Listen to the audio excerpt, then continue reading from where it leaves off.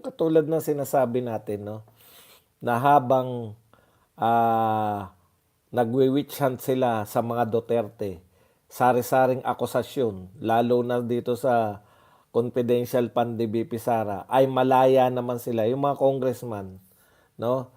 Habang daw, sila ay, katakot-takot na akusasyon yung ginagawa sa mga Duterte, sa isang banda naman ay tahimik sila na nagtatrabaho dito po sa mga maanumalyang flood control projects. Pero tandaan po ninyo, hindi lang po to flood control projects. Yan lang po yung natuklasan pa natin. Ibig nyo sabihin, ang mga congressman o ang mga kontraktor, tapat sila sa mga paggawa, farm to market roads, mga tulay, tapat sila. Walang anomalya. Yan pa lang po ang nasisilip kasi very obvious po pag umulan, yung purpose po ng flood control na makaligtas tayo sa baha, hindi po natutupad. Bagkus, wala lang din. Gumagastos tayo so far 1.9 trillion, no? Ayon kay Lacson, gumastos na tayo ng 1.9 trillion. Wala pa din pong pagbabago sa baha. Lalo pa ngang lumalala. Nakakapagtaka talaga, no? Hindi po sila, dahil wala pong aral, una, nakita po natin rito sa mga investigasyon na to, walang aral, walang plano, kanya-kanya, no? Paggawa dito, paggawa doon. Kaya nga po, lumalaki po yung pananaw ng mga tao na baka itong mga construction sari-sari. Kasi sa ilog po sila, alam po ninyo, napaka-normal po sa ilog na lumalaki. Nakakita na po kami. Nakatira po kami sa Sapampalay. Marami pong ilog dun. Pag mga malakas talaga, kaya nga bawal tumira sa mga tabi ng ilog. Napaka-normal po niyan, lumalaki po ang tubig, no? Sa mga ilog pagka umuulan. Kita nyo po, buhat nung nagpatayo sila ng mga flood control projects, tumindi po yung pagbaha. Baka hindi po ako engineer. Pero kung may normal flow po yan na alam natin, halimbawa po itong ilog, ganito kalaki. Pag lumalakas ang ulan, lumalawak siya. Tapos ngayon, pipigilan mo, liliitan mo yung ilog dahil nagpapatayo ka ng mga flood control. Saan pupunta yung mga nakukuha po ninyo? Simple lang. Kung dati, wala kang tinatayo dyan sa mga gilid ng ilog, hinahayaan nyo lang sila na lumaki siya, nag-a-adjust na po yung mga tao dyan. Pero ginawan nyo nang niliitan nyo yung mga ilog. Nilagyan nyo ng harang. Nilagyan nyo ng harang dito. Dati, tumataas yung ilog. Walang mga bahay naman dyan. Pero kung nilagyan nyo na ng harang, ganyan na lang kaliit yung ilog dahil nilagyan nyo ng mga flood control ek-ek. Tapos lumaki yung tubig. Saan po pupunta yun? Yun po yun. Nawawala po yung natural na pag-a-adjust ng mga ilog. Kaya ako naiisip ko rin. Hindi kaya perwisyo pa tong ginagawa ng mga tao na to na wala namang plano. Flood control sila ng flood control. Pag-isipan rin natin.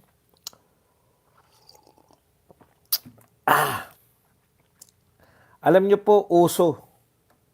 Kung sino-sino po nagsasabi, ito palpak, ito palpak. Ang wala po tayong nakikita, na kada kapalpakan, wala pong accountability. Sino po ang dapat managot? Pinupunteriya lang natin, ito lang, mga kontraktor lang. Masarap punteriyahin. Parang si Janet Napoles. yung istorya ni Janet Napoles, kaya siya nakakulong ngayon, nagtayo ng mga peking NGO.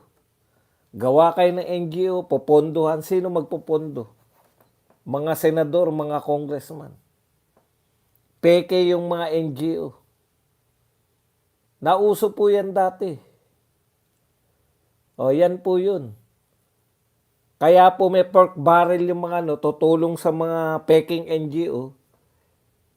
Maglalakas loob ba yan si Napoles nang wala siyang backer ng mga congressman at senador? Ganun lang din po yan. Kita nyo, nakakulong si Napoles. Mukhang ganyan din ang punteriya nila eh. Contractor lang.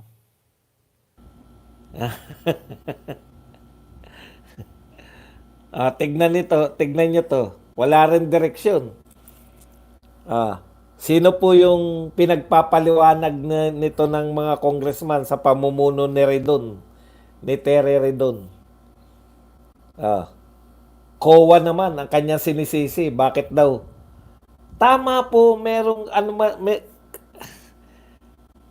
pong parte dyan na dapat sisihin yung COA. Pero hindi po sila ang mastermind yan. Di ba? Hindi po sila ang mastermind yan. Congressman Redon. Hindi po yung COA. Okay. Kaya ako, sabi ko nga, ipaubaya na natin yan. Pakita lang po natin kung sino po yung mga sumasawsaw. Katulad po nito, si Senator Win Gatchalian. A contractor or company previously owned by politicians will be barred from joining government contracts. Naisip niya na yung mga kumpanya daw, maganda naman yung iniisip niya. Maganda naman yung sinabi niya. Kaya lang, bakit hindi mo yan naisip? Buhat nung nakaupo si Marcos, senador ka na eh. Di ba? Hindi ka naman natatanggal dyan, Senator Win Gatchalian. Lagi kang panalo. Bakit nyo lang naiisip yan ngayon lang? Ang tagal-tagal nyo ng senador. Hindi ka namin narinig na umangal dyan sa mga kontrata ng gobyerno. Sa mga kontraktor. Nakikita nyo po yung ibig ko sabihin? Kasi hodang in-expose siya ni President Marcos o hindi, iimbestigahan niya ni Marcoleta. Parang ang tagal na nga ni Marcoleta, nagulat din ako, 1 buwan at 3 weeks pa lang pala siya. Wala pa pala siyang 2 months. Yan yung sinasabi natin sa inyo na sausaw na naman kayo. Si Erwin sumausaw. Tignan nyo po bakit mali po yung sinasabi ni Erwin. Halimbawa, kinasuhan na ngayon na kinasuhan. Tapos walang matibay na ebidensya. Kinasuhan. Makakapangatwiran pa po yun eh. Bakit? May kaso na po kami sa DOJ. Kinasuhan na po kami. Hindi na po namin hindi na po namin masasagot yan kasi po sub judice. Di ba? Ikakatwiran na nila sub judice dahil may kaso na sila eh. Yun yung kakatwiran nila. May kaso na po kami. Baka masub judice po kami. Imbitahin nyo man yan sa imbitahin nyo man yan sa Senado, sasabihin lang nila, kada sasagot, sub judice po kami. Kinasuhan na po kami sa DOJ. Hindi na po namin sasagutin yan. Kita nyo? Akala nyo wala lang yung mga ganyan? Halimbawa ngayon kinasuhan, tapos malabnaw naman yung kaso dahil wala namang ebidensya. Hindi na sila mapipigagano dahil sasabihin sub judice. Kaya wag na kayong makialam sa investigasyon ni Marcoleta. Ngayon, kung talagang importante sa iyo yan, yung mga kontraktor, Win Gatchalian, bakit hindi mo sinabi noon? Maganda po yung sinabi ni Mayor Benjamin Magalong sa hamon nito ni Abante na magpakita siya. Ito po ang sinabi, huwag nila akong tratuhing akusado. Ito ang kondisyon ni Baguio City Mayor Benjamin Magalong kasunod ng panawagang tumistigo sa pagdinig ng Kamara tungkol sa maanumalyang flood control project. Handa siyang humarap sa pagdinig. Huwag nila akong tratuing akusado kasi resource person. So, ibig sabihin, pabayaan nila ako magsasalita muna bago yung interpellation. Yan yung wala sa mga unang investigasyon eh. Yes or no lang. Puta, paano paliwanag kung yes or no lang ang gusto nyong sabihin? Yes or no lang daw. Diba? Ang dalas na natin yan. Lalo na kung nariyan si Abante. Yes or no lang ang gustong sabihin. Hindi nga resource person ang gusto nila, kundi akusado. Mabuti pa, eto na lang payo ko sa inyo. Kasi hindi papayag si Magalong kung yes or no lang eh. Mabuti pa, ang imbitahin nyo na lang si Models of Manila.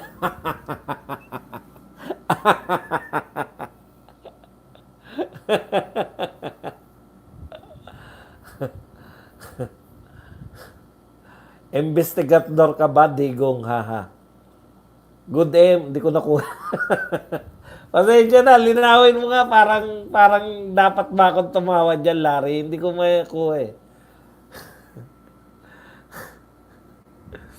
Ayan po, yung sinabi ni Mayor Magalong. Katulad nito ni Mayor Magalong at saka ni Mayor Bico. Di, paano pag nakita na, kasi may mga lumabas na picture, kasama nila sila Lenny tsaka si Bam, di ba? Si Magalong. Bumaliktad na si Magalong. Bakit Duterte ba si Magalong?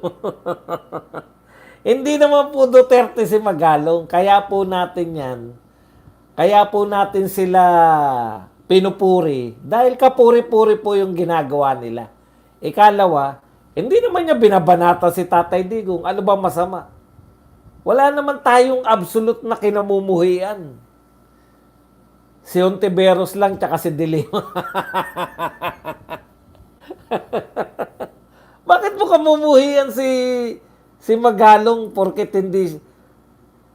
Nalilito po kayo eh. Ang mga Duterte po, yung mga miyembro ng PDP Laban, kapartido ni Tatay Digong, at saka yung mga Duterte na pangalan. Duterte po yung apelyido. Yun po ang mga Duterte. Konti lang po yung mga politikong Duterte. Yung iba po, natutuwa po tayo dahil bagamat hindi po sila kapartido ni Tatay Digong, yung ginagawa po nila, maganda. Katulad si Richard Gomez. Nung binanatan niya yung mga against sa war on drugs, tuwan-tuwa tayo sa mag-asawa, di ba? Hindi naman sila Duterte. Pero masama ba yun? Pinupuri nila yung war on drugs? Kaya ganyan, si Tatay Digong nga nagtanong ng investigador ka ba? Saan? Nakalimutan ko na yung ano na yan eh. Yung tagpo na yan eh. Yung kay Franz Castro? Yung kay Franz Castro ba? Yung umating siya sa Quadcom? Oo nga. Investigador ka ba? Franz Castro? Ayan po, pagsalitain nila ako, hindi yung nagsasalita ka tapos babarahin at iinsultuhin. Para naman akong akusado nun. Yan po yung ginagawa sa iniimbitahan nila. Mabuti naman at inunahan na sila ni Magalong. Imbitahin nyo ako, magsasalita ako. Kay Brosas ba o kay Franz Castro? Basta isa sa dalawa na yun.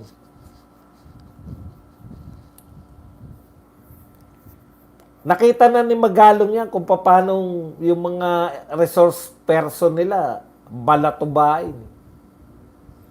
Lalo na, nung nariyan pa yung mga sila Mr. Google, si Hopia Paduano, kay Brosas pa. Sir Baz, wala na po yan yung mga dilawan. Sirang-sira po yung mga dilawan ngayon. Bakit? Ang ingay-ingay nila, salita sila ng salita na accountability kay BP Sara. Ngayon, wala nagsasalita na accountability. Lalo na to si Tabingi. Tabi, takot ka sa mga congressman, no? Takot ka sa kapwa mo congressman, no? Ang tapang-tapang mo nun, puta, pati Supreme Court, kinakalaban mo. Ngayon, ito po ang tunay na accountability, pera ng taong bayan. Kaya yung mga dilawan, sila Hontiveros, wala na tayong dapat ikabilib dyan sa mga yan. Hanggang dakdak lang yan. Pag tunay na nakalaban, wala.